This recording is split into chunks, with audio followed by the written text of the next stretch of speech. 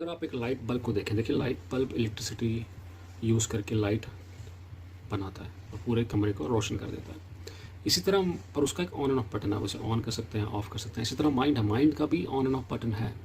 ऐसा नहीं है कि माइंड चलता ही रहेगा, उसको आप बंद कर सकते हैं। यही बस फ़र्क ये है कि आप एक अंधेरे कमरे में चल रहे हैं और अंधेरे कमरे में आप बटन ढूंढ नहीं पा रहे, तो उसको ढूंढे कैसे?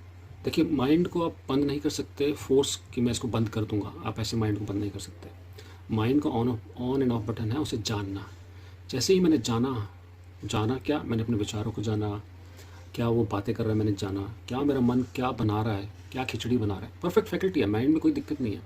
आपको माइंड चाहिए सोचने के लिए, सिचुएशंस को टैकल करने के लिए, अपने आप को क्या कहते हैं, कोई कहीं गलत फंस ना जाए वहाँ से बाहर निकालने के लिए माइंड चाहिए। पर इसका ऑन एंड ऑफ बटन है जो आप ढूंढ नहीं पा रहे। बटन कैसे देख मिलता है, ये बटन क्या है, आपको जानना। जानना ही ऑन एंड ऑफ बटन है कि आपने जान लिया कि मन क्या कर रहा है।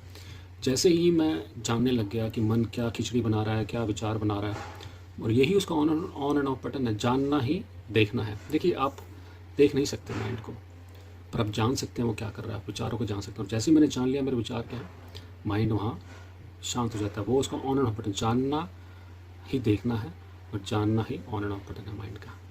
और ये होता है मेडिटेशन से। जब मेडिटेशन में बैठते हैं तो आप देखते हैं माइंड क्या कर रहा है और फिर जानते हैं, और जैसे जाना माइंड वहीं शांत हो जाता है।